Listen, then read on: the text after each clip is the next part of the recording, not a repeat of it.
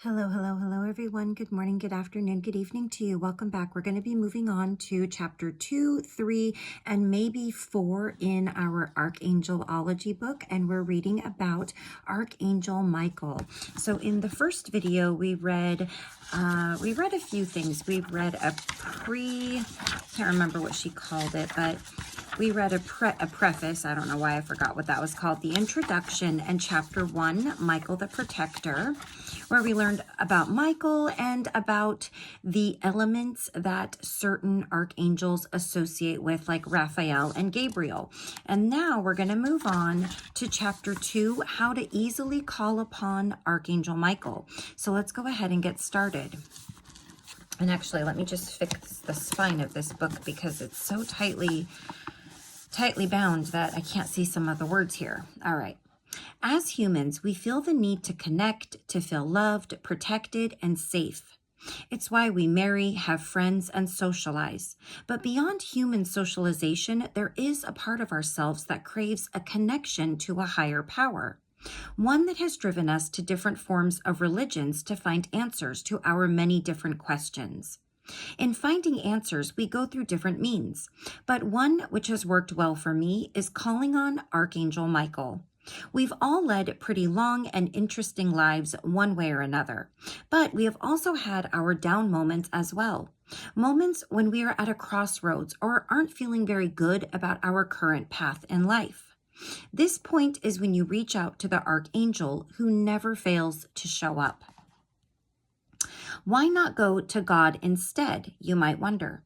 The answer is simple. Angels are around us every day of our lives and serve as messengers and servants of the divine. Nevertheless, they aren't gods and are limited in their abilities and service. The coming of Michael is swift, and you will feel his presence like a warm light enveloping you with the sense of protection. Calling upon Michael is as easy as can be. All you need to do is say it or think it. Matter-of-factly, the mere intention to have him with you invokes his presence. This is true. In doing this, you are invoking the divine part of yourself, which is your divine strength, willpower, higher consciousness, and ability to keep yourself at peace. And as I said earlier, Michael is a part of the divine, meaning you are connected to the same source from which he comes to draw him to yourself. What draws him to you is your willingness and an openness to experience his presence. That's always key, is being open and willing and believing that you are worthy of receiving, and you absolutely are. So a simple heartfelt prayer like, I need your help, can invoke the Archangel. Think of it as calling a friend. When you pick up your phone and dial a friend for a helping hand, the response he or she would give depends on how urgent help is needed. If there is no urgency, that friend might not show up as quickly as when it's an emergency. But Michael beats any human friend because he shows up regardless of the situation. You need not have an emergency to call on Michael. A happy prayer expressing your desire to feel his presence is enough to invoke him. Intention and willpower are a key part of calling on Archangel Michael because he functions on the ray of divine will. It is that divine consciousness to which you connect to when you open your heart and mind to call on him. However, when invoking the Archangel, refrain from giving yourself away. It's best to not commit yourself to anything not part of you, angel or not. For example, beckoning on him every other time you feel scared isn't advisable because at those points you tend to give off the wrong kind of energy. We were all designed as self-sufficient and capable of looking after ourselves. So surrendering your every fear to the Archangel distorts that notion. Also, it means you keep inviting something outside of you to come in and rescue you all the time. If that's not possession, pray tell, what is it? Remember that Michael is merely an angel, a guardian of light given to servitude who doesn't have the willpower to help you without your permission. However, in all you're asking, understand that even though he's a part of the divine, you are also part of that divine wholeness and are the best protector of your person. Steps for calling Archangel Michael. Number 1, prepare yourself. There's a reason many appearances of divine beings take place in quiet environments. For one, distractions are less, allowing for divine instructions and interventions without intrusions of any sort. So, to begin your journey of contacting the Archangel, find a quiet spot. To start, concentrate on your breathing and try to relax. Then imagine yourself surrounded by a brilliant golden light as you envision the presence of Michael. Allow the energy from within to lift you into the divine realm as you sense the presence of the Archangel. With an open heart and a willing mind, reach into your divine self and experience Michael's presence around you.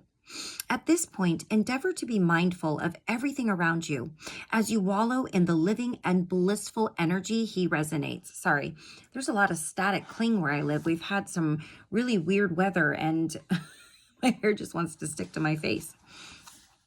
Number 2, be intentional. The need for intention cannot be overstated, so be prepared to be granted your needs. The words "I'm ready" is a powerful statement capable of engaging the Archangel to fulfill your desires. This statement is especially helpful when you try making positive changes in your life.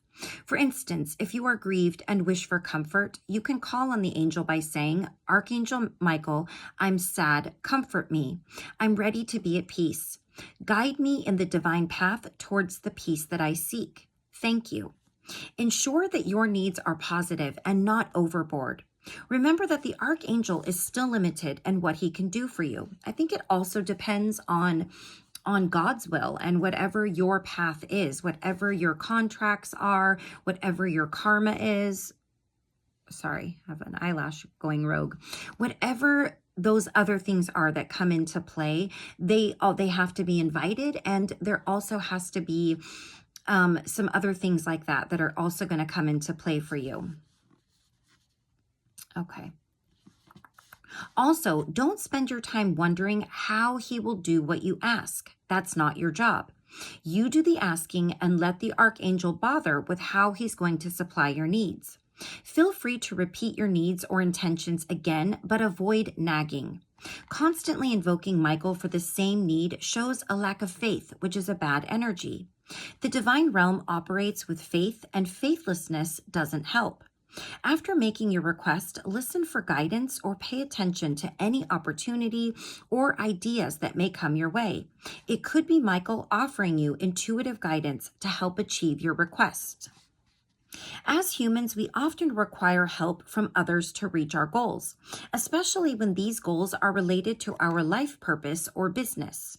Archangel Michael is a valuable asset to have in such endeavors. Isn't he here to offer divine support and guidance after all? Sometimes directly asking for help can help with faster replies. Remember, you're an intent away from calling on Michael and asking him for help. So don't think about it and just do it. Are you stuck in a situation where you have to think on your feet but have no idea? Say the words. Make a direct request. Michael is at your beck and call, and he will answer in a snap. Do you need the right resources and people to push things forward? He can lead you to them. He's all about guidance after all, isn't he? He will whisper your name to those people that matter, and they will contact you. So the first step into, I guess we started at number 1 again. It says visualize help coming. Picture Archangel Michael attending to your needs and rounding up other angels to help you. Envision a golden light bathing you from heaven as you receive that idea, opportunity, or contact you asked for. Don't worry, don't fret, don't doubt. Just open your mind to the possibility of your request being answered. Feel your energy grow as you absorb the divine intervention of Michael. Believe that the situation is in control and that the Archangel is doing as asked to get things running. If you feel your request is taking too long to be processed or help doesn't come as quickly as you would like, don't be discouraged. It could be a test of faith to validate your trust in the divine power. Losing your faith would mean that you never really truly believed in the ability of the Archangel to bring your wishes to life. Hold fast to your faith and wait for the answers, which will come in their due time or in their divine time. All right, chapter 3, exercises, mantras, and affirmations. The Indians believe in chakras, the Chinese chi, but one thing remains common regardless of beliefs. We are all made of energy. The universe is a vast span of expanding energy in varying degrees, and we are a part of this energy. In moments we are down, sad, or unexcited, we experience a period of low energy.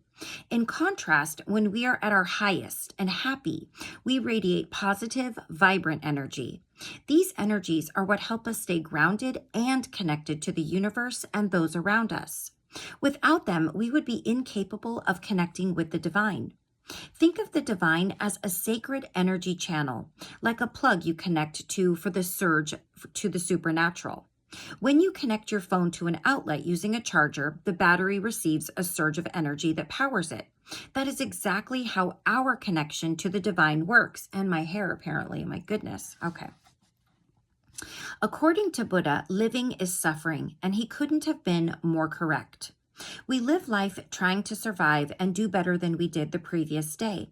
But put simply, we are on a merry-go-round of avoiding suffering, meaning we are constantly surrounded by negative energies that may disrupt the brilliance of our intense energy.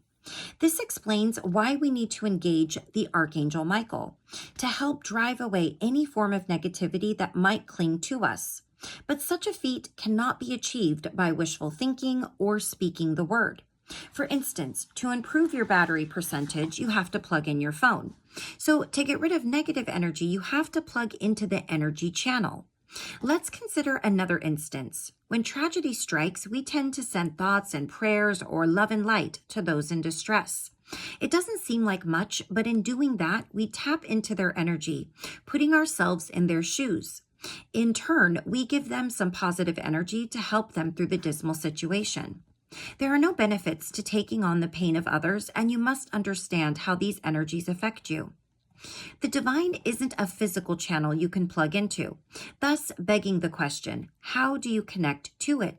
There are several exercises, mantras, and affirmations that can get you hooked, but they all boil down to the technique of opening your mind and body and aligning your energy. An open mind is one that perceives, and an open body is one that receives. In opening your mind, you create a means of connection with the Archangel, and an opened body presents a route through which positive energy is received.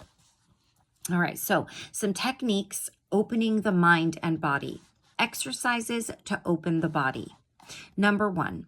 Find a quiet place to sit. Ensure that the place is comfortable so you don't get distracted by discomfort over time. Number 2, sit upright with your spine aligned and your chest pushed forward slightly in a receiving position. This posture opens up the body to receive the energy. Aligning the spine allows the energy channels within you to connect throughout the body, from your crown to the base of your spine. So you're basically lining up all of your chakras because they're basically all lined up with your spine. So that's why when you're doing any kind of like a Kundalini meditation, usually sitting up as straight as you can versus laying down. And same thing with, I find for chakras, when you're aligning and clearing chakras, for me at least, sitting up is more effective. I can feel that energy more. You can hold up your hand in a prayer-like posture, but this is optional. Number 4 is close your eyes to shut out distractions from the environment. Doing this will allow you to be more aware of what is going on within you. Number 5, be in tune with your body and block out your perception of the external environment. Number 6, listen to your breathing and focus on it until you feel yourself grow calm with each breath. Exercises to open the mind. Number 1, the first step is to be mentally prepared for the process. Be intentional about wanting to receive positive energy and dispel negative ones. Number 2, clear your mind. Avoid thinking about anything at this point. It can be challenging given how the mind can be easily distracted, but focus on nothing more than the goal, which is to connect to Michael. Number 3, as you picture the Archangel, take in deep breaths through your nostrils. Visualize the breaths you draw as a living, positive energy. Number 4, hold your breath for about 7 seconds before exhaling through your mouth. Picture the exhaled breath as negative energy leaving your body. Number 5, repeat the breathing exercise as many times as you feel necessary. And number 6, on your final exhalation, picture the positive energy you have taken in flooding your body with light. Picture it revitalizing you, charging your mind and body. And now here is a meditation. The technique of opening your mind and body leads up to the final technique, which combines mantras and affirmations to rid you of those pesky negative energies. While meditating with the Archangel, he will protect and shield you from negative energies, helping you rise to the strongest version of yourself. As you imagine your body being recharged by the healing power of the positive energy you inhaled, you can use this mantra or other affirmation to call on Archangel Michael. So you're going to say something like this. Now, I call in all my guides to be present with me, including all those that are in the highest of love and light. Archangel Michael, guardians, spirit guides, ascended masters, and loved ones. I ask that you surround me with your healing light and rid me of my attachments to negative energies, like worry, stress, and any other lower energies. Help me to be free of any attachment to fear. Help me to let go of my ego as I ascend into the higher place of my being that only sees and knows love. I ask that you take away any old energy still within me and retract any form of thought that takes semblance to fear and ego. Help me to reconnect with the fragments of my soul, experiencing the wholeness of my divine birthright. And as I let go of every form of stress and fear, may I feel the intrinsic divine power at work in me, that I may be filled with the courage and strength to know my identity and work in the divine light. As I breathe in and out, I refill and recalibrate my mind and body with the divine energy that bursts with love, joy, and peace. I ask Archangel Michael that you shield me, sealing these positive and whole vibrations into my physical and emotional bodies. I ask that you stay with me, helping me to continue in the divine light of God. Amen. Okay. I think there's 11 chapters in this book. I think they all have 11, which is an angel number. So let me just take a look and see. Yeah, I'm pretty sure there's 11. And an afterword to go with the preface. So I think we'll stop right there. I think we're just going to be doing 2 chapters at a time to make for shorter videos. Since my previous book, Earth Birth Changes, I had a lot of 30 and 40 plus minute videos in there, which I realize is a lot to take in. So we're going to stop right there. And in the next video, we're going to read chapter 4 and 5. So protect your loved ones and your pets. I think it's nice to just focus on the affirmations and the meditations and the breathing, and then moving on to putting those into play, protecting your loved ones and pets, and protecting your aura and your home. So that's going to be chapter 4 and 5 that we will read definitely in the next video. So we'll go ahead and just stop right there.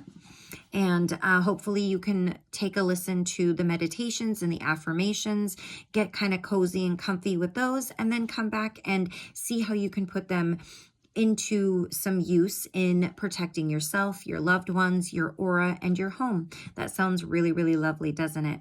So until next time, please take care of yourself. Please take care of those around you. I love you all. I thank you for joining me, and I will see you again very soon. And if you think about it before you leave, please do like, please share, please comment.